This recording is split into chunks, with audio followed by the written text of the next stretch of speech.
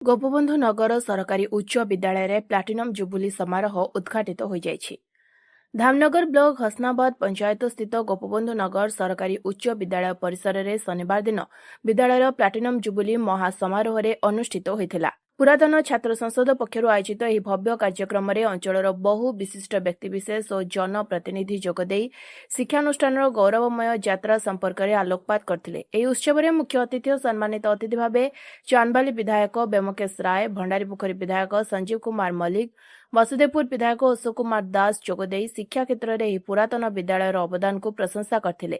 ଅନ୍ୟମାନଙ୍କ ମଧ୍ୟରେ ଧାମନଗର ପଞ୍ଚାୟତ ସମିତି ଅଧ୍ୟକ୍ଷା ଶର୍ମିଷ୍ଠା ବେହେରା, ସାଂସଦଙ୍କର ବ୍ଲକ ପ୍ରତିନିଧି ମନୋଜ କୁମାର ମଲ୍ଲିକ ଏବଂ ଜିଲ୍ଲା ପରିଷଦ ସଭ୍ୟ ପ୍ରଦୀପ କୁମାର ମଲ୍ଲିକ ପ୍ରମୁଖ ଯୋଗଦେଇଥିଲେ। ପୁରାତନ ଛାତ୍ର ଦିବ୍ୟସିଂହ ନାୟକଙ୍କ ସଭାପତିତ୍ୱରେ ଅନୁଷ୍ଠିତ ଏହି ସଭାକୁ ସମ୍ପାଦକ ବିରଞ୍ଚି ମଲ୍ଲିକ ସଞ୍ଚାଳନ କରିଥିଲେ। ଏହି ଅବସରରେ ଶିକ୍ଷା ଓ ସଂସ୍କୃତି କ୍ଷେତ୍ରରେ ବିଶେଷ ଅବଦାନ ପାଇଁ ପୂର୍ବତନ ପ୍ରଧାନ ଶିକ୍ଷକ ଦିଲ୍ଲୀପ ରାଉତ, ବିଶିଷ୍ଟ ଶିକ୍ଷାବିତ୍ ଶାନ୍ତନୁ ରାଉତ, ଡକ୍ଟର ହରେକୃଷ୍ଣ ନାୟକ ଏବଂ ନାଟ୍ୟକାର ବାଦଲ ସିକଦାରଙ୍କୁ ଅତିଥିମାନଙ୍କ ଦ୍ୱାରା ସମ୍ବୋଧିତ କରାଯାଇଥିଲା। ବିଦ୍ୟାଳୟର ଛାତ୍ରଛାତ୍ରୀମାନଙ୍କ ଦ୍ୱାରା ପରିବେଷିତ ସ୍ୱାଗତ ସଙ୍ଗୀତ, ମନୋରମ ନୃତ୍ୟ ସମସ୍ତଙ୍କୁ ମନ୍ତ୍ରମୁଗ୍ଧ କରିଥିଲା। ପୁରାତନ ଓ ବର୍ତ୍ତମାନର ଛାତ୍ରଛାତ୍ରୀଙ୍କ ସମାଗମରେ ସ୍କୁଲ ପଡ଼ିଆରେ ଏକ ଆନନ୍ଦମୟ ଉତ୍ସବର ମାହୋଲ ସୃଷ୍ଟି ହୋଇଥିଲା। ବିଦ୍ୟାଳୟର ଶିକ୍ଷକ, ଶିକ୍ଷୟିତ୍ରୀ, ପୁରାତନ ଛାତ୍ର ସଂସଦର ସମସ୍ତ କର୍ମକର୍ତ୍ତା କାର୍ଯ୍ୟକ୍ରମ ପରିଚାଳନାରେ ସହଯୋଗ କରିଥିଲେ।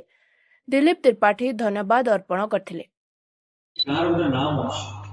ବିଭିନ୍ନ ନେତୃତ୍ୱ ମାନେ ପ୍ରତିମୂର୍ତ୍ତିରେ ପୁଷ୍ପମାଲ୍ୟ ଦେଲାବେଳେ ଜାଣିଥିଲି, ମୁଁ ତ ଜାଣିଛି ପ୍ରତିମୂର୍ତ୍ତିରେ ପୁଷ୍ପମାଲ୍ୟ ଦେଲାବେଳେ ଅନୁଭବ କରୁଥିଲି ଯେ ଗାଁ ଧନ୍ୟ ଏ ମାଟିରୁ କେତେ କୋଟି ସନ୍ତାନକୁ ଛାଡ଼ିଛନ୍ତି। ଆଜି ମଧ୍ୟ ସଞ୍ଜୀବ ବାବୁ ଆପଣଙ୍କର ପ୍ରତିନିଧି ହିସାବରେ ବିଧାନସଭାରେ ପ୍ରତିନିଧିତ୍ୱ କରୁଛନ୍ତି ଏବଂ ଯେଉଁମାନେ ଆଜି ଅଛନ୍ତି ତାକୁ ମଧ୍ୟ ଅଞ୍ଚଳ ପ୍ରଣାମ କରୁଛି ଯେ ସେମାନେ ଶିକ୍ଷା ବ୍ୟବସ୍ଥାକୁ ଏ ଗାଁ ଠାରୁ ଆରମ୍ଭ କରି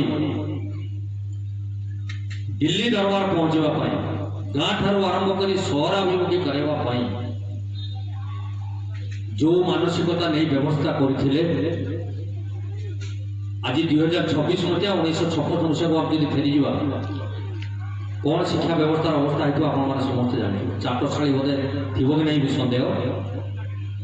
ତେଣୁ ସେମାନଙ୍କର ଅବଦାନ ଆଜି ଏଠି ଗୋଟେ ଏତେ ବଡ଼ ବ୍ୟବସ୍ଥା ସୃଷ୍ଟି କରିଛି। ଧାମନଗରରୁ ପ୍ରଦୀପ ମହାପାତ୍ରଙ୍କ ରିପୋର୍ଟ, ସ୍ୱତନ୍ତ୍ର ଓଡ଼ିଶା ଲାଇଭ୍।